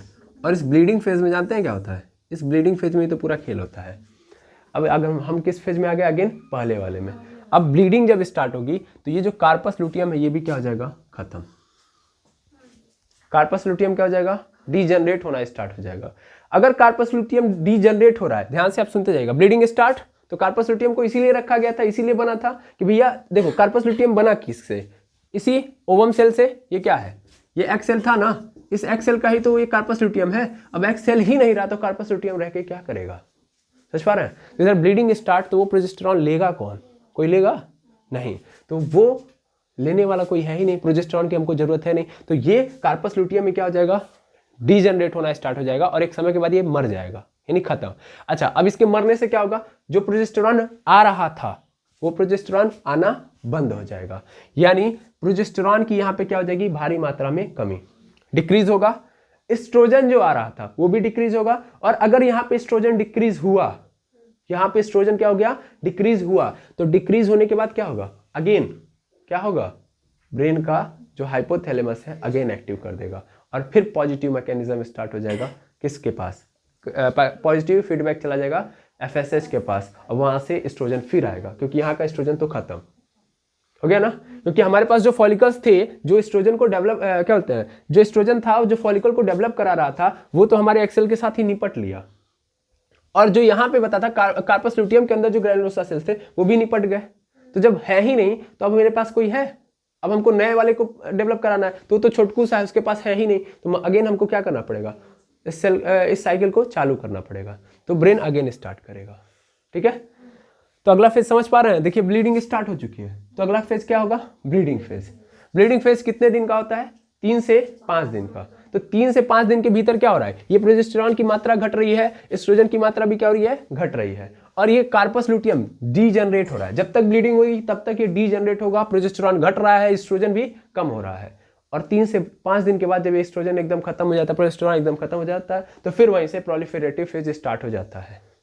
क्लियर हो गया होगा कहानी, ठीक है। तो अगले फेज को भी डिस्कस कर लिया जाए, ठीक है, इसको आप नोट कर लीजिए। तो जैसा कि आप सभी लोग देख लिए, सेक्रेटरी फेज खत्म। अब सेक्रेटरी फेज के बाद हमारे पास आता है ब्लीडिंग फेज, इसी को हम क्या बोलते हैं, menstrual phase. Bleeding phase is also called menstrual phase, यही तो मेंस्ट्रुअल फेज है, यही तो हमको लगता है कि हाँ मेंस्ट्रुएशन साइकिल कंप्लीट है। हमको क्या लगता है, अगर आप बात करेंगे मेनली जनरल भाषा में तो पीरियड्स कब आते हैं, मतलब हम इसको पीरियड ही तो बोलते हैं। What is menstrual phase, menstrual phase को हम क्या बोलते हैं, पीरियड बोलते हैं। अब ये हमको तभी दिखाई देते हैं जब ब्लीडिंग होता है, हाँ या ना, तो हम ब्लीडिंग वाला टाइमिंग ही क्या बोलते हैं कि ये पीरियड का टाइमिंग है, और इसी को हम क्या बोलते हैं, मेंस्ट्रुअल फेज बोलते हैं। तो सेक्रेटरी फेज खत्म तब स्टार्ट होगा मेंस्ट्रुअल फेज, या इसी को हम बोलते हैं ब्लीडिंग फेज। एक्चुअल में इस पूरे साइकिल में मात्र एकमात्र फेज यही है जो हमको दिखाई देता है, जो हम ऑब्जर्व कर सकते हैं, है ना। बाकी तो अंदर चल रहे हैं, हर दिन चल रहे हैं, लेकिन ये एकमात्र फेज है जिससे हमें पता चलता है। ठीक है, अब अगेन कहानी को कनेक्ट करके तभी आप आगे बढ़े। ब्लीडिंग फेज में क्या होगा, सीधी बात है सर कि जो यूट्रस की वॉल है वो रप्चराइज है, यानी जितना अभी तक बनाया गया था एस्ट्रोजन के द्वारा सेल को इंक्रीज कर दिया गया था, सेल के नंबर को इंक्रीज कर दिया गया था, प्रोजेस्टेरॉन है पूरे वॉल को मोटा कर देता है, यानी वहाँ के सेल को ग्रो करा देता है। अब ये जितना, कौन से सेल, कहाँ के सेल सर, एंडोमेट्रियम वॉल, मतलब एंडोमेट्रियम वॉल मतलब यूट्रस के पास 3 वॉल है, एक है बाहरी वॉल जिसको पेरीमेट्रियम बोलेंगे, दूसरे बीच वाले को मायोमेट्रियम, और सबसे अंदर वाली यानी जो सबसे अंदर है तो उसको बोलते हैं एंडोमेट्रियम। तो एंडोमेट्रियम वॉल जो है वो क्या हो जाएगी, रप्चराइज हो जाएगी, समझ पा रहे हैं। और रप्चराइज होने का मतलब आप समझ रहे हैं ना कि वहाँ से ब्लीडिंग आ जाएगा। मेनली हुआ क्या था कि वहाँ पे जब सेल की संख्या बढ़ी थी तो वहाँ पे कैपिलरीज आएंगी ही आएंगी, है ना भाई, उनको खाना देने के लिए ब्लड आएगा ना, तो वो ब्लड की वहाँ पे पूरी की पूरी कैपिलरी पैदा हो गई थी। अब जब वो पूरा का पूरा लेयर हट रहा है तो कैपिलरीज को हटना पड़ेगा, तो कैपिलरीज हटेंगी तो स्वाभाविक बात है कि क्या होगा, ब्लड निकलेगा ही निकलेगा। एक बार में कितना निकलता है, 60 to 80 ml ब्लड लॉस होता है। ठीक है, 60 to 80 ml ब्लड लॉस होता है ब्लीडिंग फेज में। अब थोड़ा सा और समझिएगा, क्या समझिएगा कि इसमें खेल क्या रहा हार्मोन का। तो जैसा कि आप सभी लोग जानते हैं कार्पस लुटियम बना था, कार्पस लुटियम बनने के बाद जो एलएस था वो डीएक्टिवेट हो गया था। एलएस क्या हो गया था, डीएक्टिवेट। क्यों डीएक्टिवेट हुआ इसको समझिएगा ध्यान से। देखा ये गया कि सबसे पहले कार्पस लुटियम बनाना है मुझे, तो कार्पस लुटियम बनाने के लिए एलएच सर्ज हुआ। एलएच सर्ज मतलब अचानक से इसकी मात्रा बढ़ गई। जब इसकी अचानक से मात्रा बढ़ गई तो कार्पस लुटियम बन गया। लेकिन जब कार्पस लुटियम बन गया तो फिर इसने क्या किया, अपने ओर से प्रोजेस्टेरॉन पैदा किया। जब ये प्रोजेस्टेरॉन पैदा किया तो ध्यान से समझिएगा, ये प्रोजेस्टेरॉन पैदा होते ही अब क्या होगा, निगेटिव मैकेनिज्म स्टार्ट हो जाएगा। वो जो आया था वो चला गया। एक बात समझिएगा, वो जो आया था प्रोजेस्टेरॉन वो जाके एलएच सर्ज को या एलएच को क्या कर देगा, निगेटिव मैकेनिज्म दे देगा कि भैया एलएच अब मत बनाओ। एलएच को क्या मिल चुका है यहाँ पे, निगेटिव मैकेनिज्म। जब बन गया तब निगेटिव मैकेनिज्म मिल गया तो ये कार्पस लुटियम के पास जो आ रहा था प्रोजेस्टेरॉन वो बंद हो जाएगा ना। इससे क्या होगा कि ध्यान दीजिएगा कि यही कार्पस लुटियम अब धीरे धीरे देखो, जब तक प्रोजेस्टेरॉन था तब तक पहले अच्छे से समझो, वो प्रोजेस्टेरॉन आके कार्पस लुटियम को बनाता है। कौन, जो ब्रेन से आया है। अब जब बनने के बाद कार्पस लुटियम जो है वो कार्पस लुटियम बना रहा है, ब्रेन वाले ने कार्पस लुटियम को बनाया। अब कार्पस लुटियम अगेन एक प्रोजेस्टेरॉन बना रहा है। तो कार्पस लुटियम को बनाने वाला कौन है, ब्रेन का प्रोजेस्टेरॉन। इसको पकड़ो, बहुत जरूरी है, ठीक है ना। ब्रेन है, ब्रेन के अंदर एलएच है, मतलब एलएच यहां से समझिएगा, और ये एलएच आता है किसके पास, सीएल के पास, ठीक है ना। एलएच से बना है कार्पस लुटियम। ओके, अब जब बन गया तो प्रोजेस्टेरॉन, अब इसने कहा कि नहीं मैं बन चुका हूं, अब मेरे पास इतनी क्षमता कि मैं खुद बना लूंगा। ऐसा तुम बंद करो, अब तुम नहीं बनाओगे, मैं खुद बनाऊंगा, ठीक है। अब कार्पस लुटियम खुद क्या बनाएगा, खुद बनाएगा प्रोजेस्टेरॉन, ठीक है। थोड़ा ध्यान से समझना, और इसको थोड़ा सा और अच्छे से लिखता हूं मैं। एलएच के प्रोजेस्टेरॉन से कार्पस लुटियम बना है या ना। एलएच के प्रोजेस्टेरॉन से कार्पस लुटियम बना है, और कार्पस लुटियम जब बन गया तो कहा कि हम खुद बनाएंगे प्रोजेस्टेरॉन। ध्यान से समझिएगा, क्लियर है ये बात। ये वही हाल हो रहा है कि मान लीजिए 2 दिन आप यहाँ से पढ़े और तीसरे दिन कहे कि अब हम खुद पढ़ाएंगे। समझ पा रहे हैं यहाँ पे 2 दिन पढ़ा, आपने पढ़ाई की, 2 दिन पढ़ाई करने के बाद मेंस्ट्रुअल साइकिल आपको समझ में आ गया। अब कहेंगे कि नहीं हम कोचिंग खोलेंगे जो स्पेशली मेंस्ट्रुअल साइकिल को अच्छे से समझा रही होगी या रिप्रोडक्शन इन ह्यूमन बीइंग समझा रही होगी, ठीक है। अब आपके अंदर वो पावर आ चुकी है, आपको लग रहा है कि ये पावर आ चुकी है कि अब हम आपके बिना भी काम कर लेंगे, ठीक है। वही हाल है कार्पस लुटियम का, और यही कारण बनता है कार्पस लुटियम के डीजनरेशन का, ठीक है ना, डिसइंटीग्रेशन का। क्या होगा, जो प्रोजेस्टेरॉन वहाँ से हटा, जो ब्रेन से आया था, जो एलएच ने दिया था, ये खुद बनाने लगेगा। तो जब इसको बनाया था प्रोजेस्टेरॉन ने, जब ये प्रोजेस्टेरॉन रहेगा तो कार्पस लुटियम बनेगा, है ना। लेकिन ये प्रोजेस्टेरॉन को मना कर दिया गया है, ये मना कर दिया है जो कार्पस लुटियम को बनाता है। तो जाहिर सी बात है अब धीरे धीरे कार्पस लुटियम क्या हो जाएगा, खत्म होगा। तो धीरे धीरे क्या होने लगेगा, डी जनरेट होगा, ठीक है ना। अब आया समझ में, डी जनरेट होगा और आफ्टर सम टाइम मतलब ब्रीडिंग फेज खत्म होते होते, ठीक है ना, ब्रीडिंग फेज खत्म होते होते corpus luteum dies, corpus luteum dies खत्म। कार्पस लुटियम डाइज तो मतलब क्या हुआ, प्रोजेस्टेरॉन का क्या होगा भैया, प्रोजेस्टेरॉन डिक्रीज हो गया, आया ना। एस्ट्रोजन भी क्या हो गया, डिक्रीज हो गया। और इनहिबिन की हम बात ये नहीं करेंगे, ठीक है ना। तो एस्ट्रोजन भी क्या हो गया, डिक्रीज हो गया, दोनों डिक्रीज हो गए। अब अगेन किसके हाल पे फिर चला गया कहानी, ब्रेन के पास। अब अगेन ये लोग जाके अर्जी लगाएंगे कि भाई आप दीजिए तभी फिर काम चलेगा, समझ पा रहे हैं। और ये हो रहा है ब्लीडिंग फेज में। ब्लीडिंग फेज में अब क्या और होता है, तो मिली वो जो एक्स सेल था बड़े देर से वेट कर रहा था, जब नहीं आया कौन, स्पर्म सेल। तो मान लो अगर स्पर्म सेल आ जाता तो क्या होता, फर्टिलाइज हो जाता। लेकिन स्पर्म सेल नहीं आया तो उस केस में क्या होगा, उस केस में सीधी बात है कि वो बेचारा वेट करते करते करते खुद चला जाएगा यूट्रस के पास, और यूट्रस में तो धारा बह रही होगी ब्लड की, तो उसी ब्लड के साथ ये भी बाहर भाग जाएगा, ठीक है ना। यानी कूद के अपनी जान दे देगा। यानी वो एक्सेल जो इतने समय से बना था, पूरा 28 दिन लगा था, वो उस बहती नदी में यानी उस बहते हुए खून में कूद जाएगा और कूद के जान दे देगा, खत्म, ठीक है। तो यही खेल हुआ है किसमें, सेक्रेटरी फेज में। तो ब्लीडिंग फेज में क्या होता है कि एक्सेल स्पर्म का इंतजार, स्पर्म की उम्मीद छोड़ते हुए ब्लड के रिवर में, ब्लड के रिवर में कूद जाएगा और खत्म। खत्म मतलब बाहर आएगा ना, बाहर का मतलब उसकी दुनिया अंदर तक ही थी, बाहर तो कोई दुनिया ही नहीं है, सीधी सीधी बात है। बाहर आने का मतलब वो अब ऊपर जा चुका है। जैसे हमारे लिए दुनिया क्या है, धरती है, हम अगर ऊपर चले जाए, ऊपर जाने का मतलब क्या है, ये दुनिया हमारी खत्म हो गई, दैट मीन्स हमारा डेथ हो जाएगा, तभी तो हम ऊपर जाएंगे। तो वही खेल है, ऐसा नहीं है एरोप्लेन में बैठेंगे तो भी ऊपर जाएंगे, लेकिन वो वाला ऊपर नहीं है, बहुत ऊपर, ठीक है, और ऊपर चला जाएगा, ऊपर चला जाएगा। ऊपर से मतलब ध्यान से समझिएगा बाहर। अब बाहर का मतलब इसके लिए बाहर दुनिया बनी ही नहीं थी, ठीक है ना, तो गेम ओवर, समझ में आया। लेकिन अगर स्पर्म सेल आ जाता तो क्या हो जाता है, ये फर्टिलाइज्ड, ठीक है ना।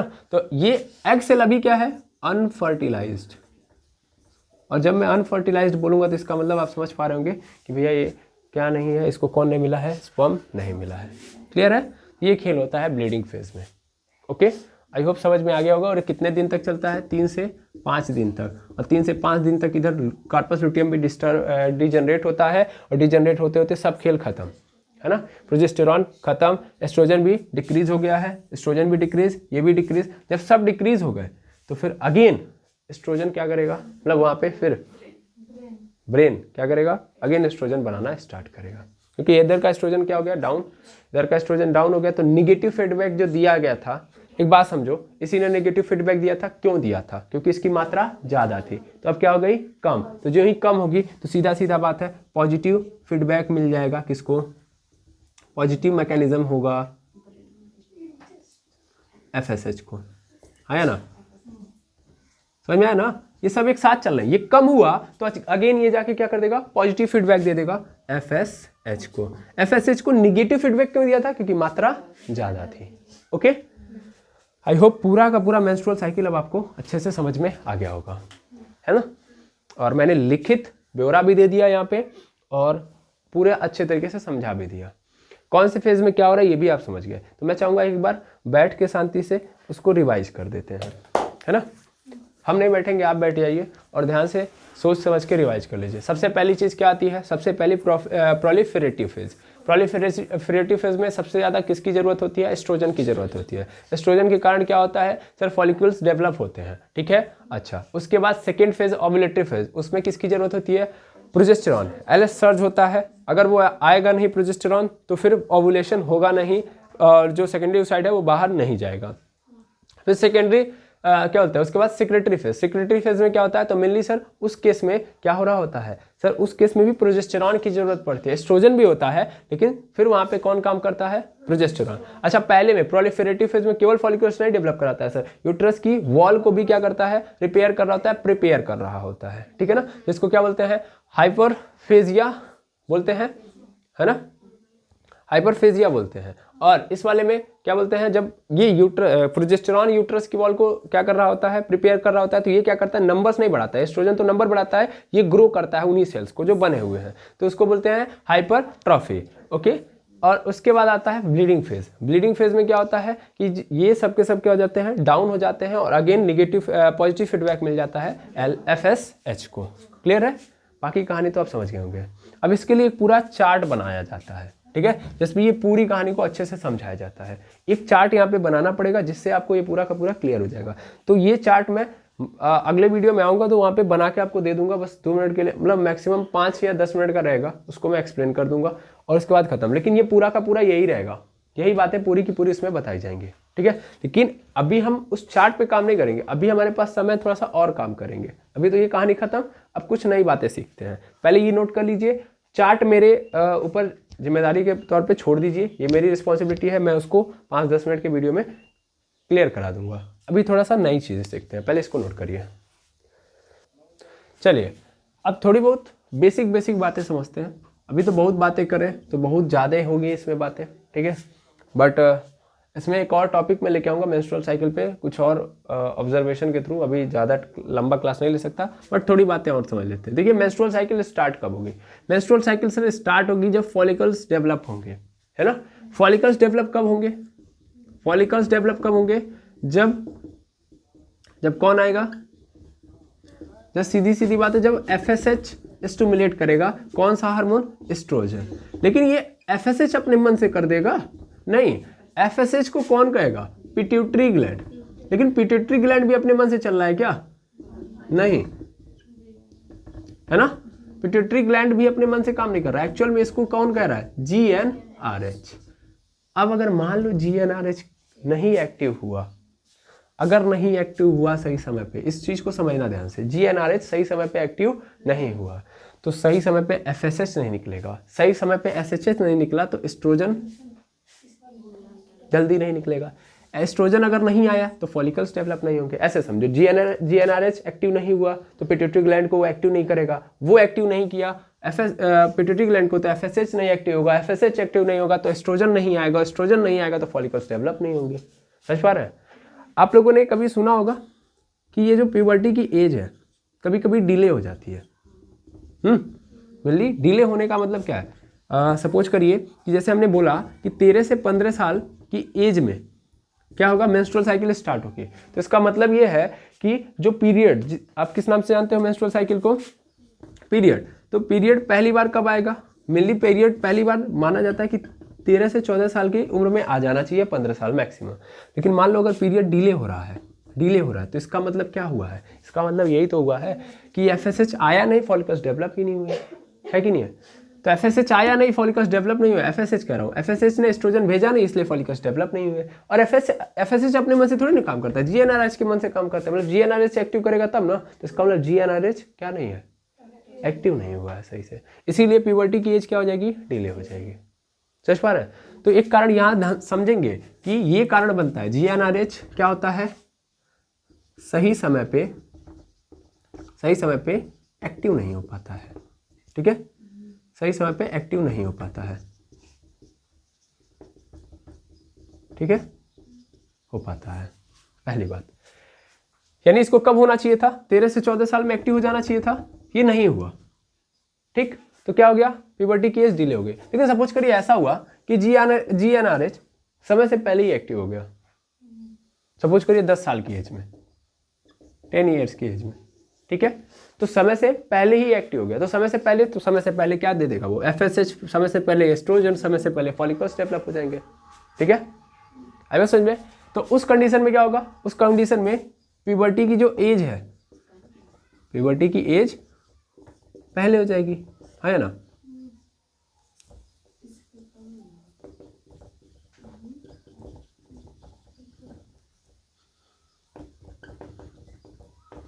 आ जाएगी।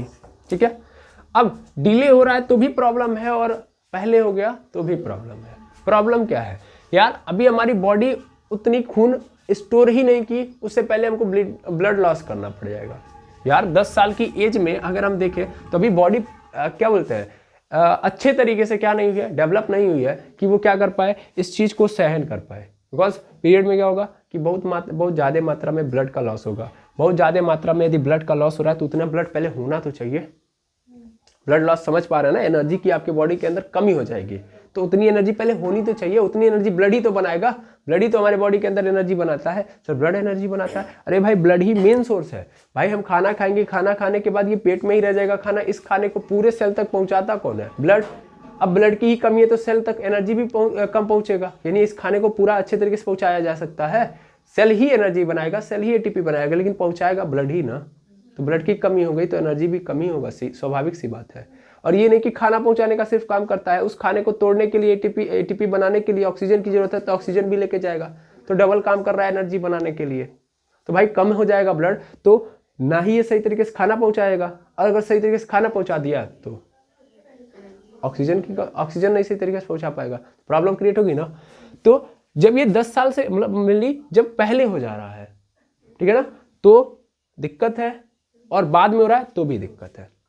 बाद में हो रहा है तो क्या दिक्कत है कि ये जो प्यूबर्टी की जब आप डिले कर दोगे तो ये जो मेंस्ट्रुअल साइकिल मतलब इससे क्या होगा कि मेनली ऐसे समझ सकते हो, जब ये डिले होगी तो आगे जाके समस्याएं उत्पन्न हो जाएंगी, क्योंकि एक समय के बाद बॉडी इन चीज़ों को एडजस्ट नहीं कर पाएगी।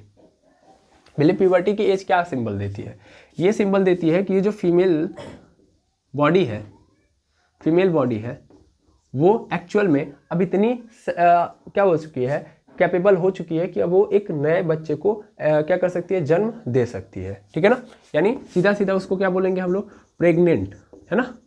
प्रेगनेंसी इज द सिंबल कि भैया हाँ कि ये पीरियड जब स्टार्ट हो चुका है तो इसका मतलब ये सिंबल है कि वो उस लायक हो चुकी है कि वो क्या हो सकती है, प्रेगनेंसी झेल सकती है। ठीक है, अब ये प्रेगनेंसी झेलने की भी एक समय तक मतलब एक लिमिट होगी। लिमिट मतलब कि भाई बॉडी के अंदर देखिए, फीमेल बॉडी में क्या होता है कि जो बच्चा होता है वो माँ के यूट्रस में होता है, तो यूट्रस एक लिमिट के बाद या एक समय तक ही बच्चे को अपने अंदर रखने की शक्ति जो है रख सकता है। एक समय के बाद वो भी क्या हो जाएगा, कमजोर हो जाएगा, तो वो उस बच्चे को क्या नहीं कर पाएगा, उस यूट्रस के अंदर डेवलप नहीं करा पाएगा।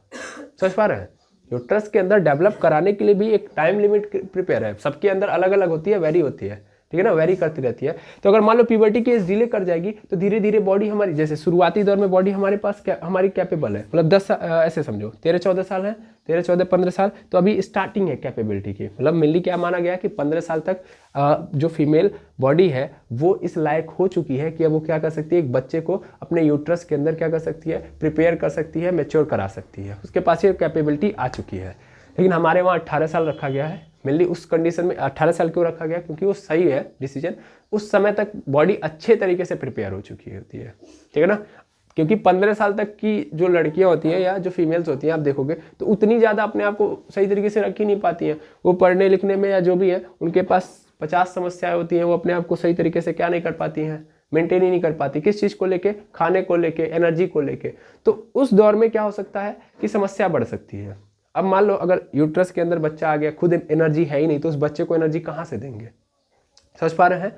तो उस कंडीशन में प्रॉब्लम हो सकती है, फेलियर के चांसेस ज़्यादा हैं, और वो दोनों के लिए खतरा है, बच्चे के लिए भी और माँ के लिए भी। तो इस केस में हम ये बोलेंगे कि 18 साल जो रखा गया वो सही है, ताकि उस समय तक अच्छे तरीके से मैच्योर हो जाए और फिर वो अपने बच्चे को मिली क्या कर सके, उतना एनर्जी प्रोवाइड करा सके। क्लियर है जी। अब थोड़ा और समझिएगा जो मैंने बताया अभी। मैं क्या बता रहा था कि भाई डिले हो गया। डिले होने से क्या होगा कि भाई एक समय तक भी वो रहेगा। ऐसा नहीं कि अब हमारे पास बहुत हायर एनर्जी है, हम धीरे धीरे ग्रो कर रहे हैं, नहीं, एक समय तक ही हमारे बॉडी के अंदर ये सहन शक्ति है कि हम यूट्रस को क्या कर सकते हैं, यूट्रस के अंदर एक बच्चे को रख सकते हैं। जब हम नए हैं, यानी 18 साल की एज में देखा जाए तो हाँ वो बेस्ट एज है। उसके बाद जितना हम डिले करेंगे, जितना हम आगे बढ़ते जाएंगे, उतना ही क्या होगा, चांसेस कम होते जाएंगे। आप देख रहे होंगे जितनी एज बढ़ती जाती है, ठीक है, मीनोपॉज के करीब आते जाएंगे। किसके करीब आएंगे, मीनोपॉज के करीब आएंगे। मीनोपॉज वो स्टेट होता है जहाँ पे एग सेल बनना बंद हो जाते हैं, ठीक है, यही फेज मीनोपॉज कहलाता है। ठीक, तो मीनोपॉज के करीब जितना जाएंगे उतना ही चांसेस क्या होंगे, कम। एग सेल उतने अच्छे से क्या नहीं हो पाएंगे, प्रिपेयर नहीं हो पाएंगे। हार्मोन्स धीरे धीरे क्या होना स्टार्ट कर देंगे, डीएक्टिवेट, मतलब डीएक्टिवेट के कंडीशन में जाएंगे, तो वहाँ पे प्रॉब्लम आ जाएगी। तो इसीलिए प्यूबर्टी की एज डिले हो रही है, तो इससे क्या होगा, चांसेस और डिक्रीज हो रहे हैं, तो भी प्रॉब्लम। ठीक है, तो उस केस में जो डॉक्टर होता है वो क्या करता है, वो डॉक्टर, मतलब आप डॉक्टर के पास जाओगे तो जाहिर सी बात है डॉक्टर आपको क्या करेगा, कुछ ना कुछ एडवाइस देगा, कुछ ड्रग्स बताएगा कि आप ये ड्रग्स लो। ड्रग्स मतलब ये मत समझिएगा चरस गांजा जो फूकने उकने वाला, ऐसा कुछ नहीं है। ड्रग्स मतलब यहाँ पे मेडिसिन से लेना देना है, ठीक है ना। तो कुछ मेडिसिन बताएगा, जैसे अगर आप देखेंगे तो आपको ल्यूप्रोलाइड करके एक मेडिसिन बताएगा, ठीक है ना। फिर आएगा गुस्रेलिन करके आता है एक, और एक आता है बस्रेलिन, ठीक है ना। 3 मेडिसिन जो मैं बता रहा हूँ इसमें यूज किया जाता है, ठीक है। अब उसको किस तरीके से आप यूज करते हो उस बिहाफ पे वो काम करता है। अगर आप क्या बोलते हैं, अगर आप कंटिन्यूअस मैनर में उसको वो यूज कर रहे हो, तो कंटिन्यूअस मैनर में अगर हम यूज करेंगे तो एक्चुअल में वो कैसा काम करेगा, वो इसके विपरीत काम करेगा। किसके, नेचुरल GnRH के। जो मैं बोल रहा हूँ ऊपर से जा रहा होगा। मैंने बोला कि ये GnRH है ना, ये GnRH नेचुरल है ना, ये नेचुरल है क्योंकि ब्रेन हमारा बना के भेज रहा है। अब सपोज कर लो कि ये क्या कर रहा है, ये अभी नहीं आया है या आ रहा है लेकिन कुछ पहले ही आ गया है। तो पहले आ गया तो हमको क्या करना है, इन ड्रग्स का यूज करना है, और ड्रग्स का यूज करते वक्त क्या करना है कि थोड़ा तरीका चेंज कर देना है, ठीक है ना। हमें क्या करना है, हमें उस कंडीशन में कंटिन्यूअस मैनर में काम करना है। किस मैनर में, कंटिन्यूअस का मतलब जानते हैं ना। अब ये देखिए, ये पूरा का पूरा एक तरीका है, एक प्रोसेस है, तो उस विषय में मैं ज़्यादा नहीं बता सकता, क्योंकि उस विषय में ज़्यादा बताने के लिए आपको थोड़ा सा और आगे बढ़ाना पड़ेगा। तो अभी आप फिलहाल में समझिए कि सपोज करिए कि बूंद है, एक सपोज कर लेता हूँ कि एक बूंद है, उस बूंद को हम कैसे लेके चल रहे हैं, ऐसे देख पा रहे हैं कैसे चल रहा है, ये कंटिन्यूअस है। पानी की धारा कैसी होती है, कंटिन्यूअस होती है। ये क्या कंटिन्यूअस है, नहीं ये नहीं कंटिन्यूअस, ये कंटिन्यूअस है। इसको क्या बोलते हैं, कंटिन्यूअस। इसको क्या बोलते हैं, कंटिन्यूअस। और इसको क्या बोलते हैं, जब यहाँ पे कंटिन्यूअस नहीं है तो इसको बोल देंगे पल्सेटाइल मैनर। इसको क्या बोलेंगे, पल्सेटाइल मैनर, ध्यान देंगे। इसको बोलेंगे कंटिन्यूअस मैनर। ये हो सकता है आपको ना समझ में आए, लेकिन मैं थोड़ा सा ही चाहूँगा कि आप समझें, ज़रूरी है तो इसलिए बता दिया, ठीक है ना। क्या समस्याएं आएंगी ये ज़रूरी है। तो पल्सेटाइल मैनर और कंटिन्यूअस मैनर। पल्सेटाइल मैनर में आप काम करोगे तो ये नेचुरल काम करेगा, जैसे GnRH काम करता है ना, वैसे। इसको कब हम यूज करते हैं, जब प्यूबर्टी की एज डिले हो गई है, यानी सही समय पे नहीं आया है वो, ठीक है। तो उस कंडीशन में क्या करेंगे हम लोग, पल्सेटाइल मैनर में वो जो ड्रग्स है उनको हम यूज करेंगे, ठीक। और कंटिन्यूअस मैनर में यूज करने का मतलब ये उसका उल्टा काम करेंगे, अपोजिट काम करेंगे। यहाँ पे लिख देना, अपोजिट टू नेचुरल GnRH, ठीक है। आया समझ में। तो उस कंडीशन में ये अपोजिट काम करेंगे। कैसे काम करेंगे, अपोजिट काम करने का मतलब, तो उससे क्या होगा, जैसे नेचुरल काम करने का मतलब सही समय पे आएगा। प्यूबर्टी की क्या बोलते हैं, पहले ऐसे समझिए, प्यूबर्टी की एज पहले डिले हो रही थी तो आपने कौन सा यूज किया, पल्सेटाइल मैनर, सही तरीके से काम करने लगा, जी एनआरएच लेस था, सही हो गया। अभी क्या किया आपने, कंटिन्यूअस मैनर में काम करा दिया, यानी वही ड्रग्स लिया कंटिन्यूअस में, तो समय से पहले आने लगेगा। समझ पा रहे हैं, समझ में आ रहा है, क्लियर है? नहीं समझे अभी जो मैंने बताया वो नहीं समझे आप? उल्टा और सीधे में आप जब तक कंफ्यूज रहेंगे तब तक दिक्कत होगी, ठीक है? अगेन बता रहा हूँ मैं। जैसे एक बात समझिए, पल्सेटाइल मैनर में क्या होता है कि जी एनआरएच जो सही तरीके से काम नहीं कर रहा है उसको सही तरीके से काम करवाना। अब सही तरीके से काम नहीं करेगा तो प्यूबर्टी केस डिले हो जाएगी, यही ना होगी? तो पल्सेटाइल मैनर में उसको दो तो फिर क्या हो जाएगा, ये प्यूबर्टी केस सही हो जाएगी, ठीक है? समझना ध्यान से, यानी आने लगेगा, ऐसे समझो, जी एनआरएच आने लगेगा। क्लियर? पहले नहीं आ रहा था, अब आने लगेगा। इसमें क्या हो रहा है कि आ रहा है, अब मुझे रोकना है तो अपोजिट मतलब कंटिन्यूअस मैनर में दे देंगे तो रुक जाएगा, कुछ समय बाद आएगा। क्लियर? क्लियर आया समझ में अभी? तो ये जी एनआरएच की कहानी थी। अभी हम ऐसे देखें तो एफएसएच और एलएच की भी कहानी देख सकते हैं कि एफएसएच की मात्रा बढ़ जाए या घट जाए, एलएच की मात्रा बढ़ जाए या घट जाए। तो अब उसको नेक्स्ट क्लास में देखेंगे, आज की क्लास में इतना ही रहने देते हैं, ठीक है? मिलते हैं नेक्स्ट क्लास में। Thank you very much एमर्स।